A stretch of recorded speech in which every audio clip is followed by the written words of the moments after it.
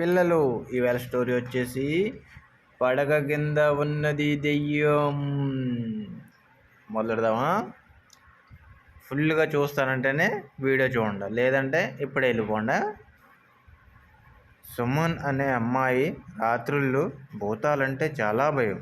ఒకరోజు చాలా ఆలస్యంగా నిద్రపోయింది. ఆ రాత్రి గాలి గుసగుసలాడుతోంది. కిటికీ అవతల చెట్టు కొమ్మలు గోడను తడుముతున్నాయి. సుమన్ మంచంపై పడుకుని కళ్ళను మూసుకుంది. అప్పుడే పడక కింద నుంచి ఏదో గోకే శబ్దం వచ్చింది అని. ఆమె గుండె బిగుసుకుపోయింది. తను కదలకుండానే అలాగే ఉండిపోయింది. తల్లిని పిలవాలి అనుకుంది కానీ గొంతు పని చేయలేదు. మళ్ళీ సుమన్ అంటూ ఒక శబ్దం పడక కింద నుంచి వచ్చింది. ఆమె ధైర్యం చేసి మెల్లగా కిందకు వంగి చూసింది. అక్కడ చీకటి, ఇంకేమీ కనిపించలేదు.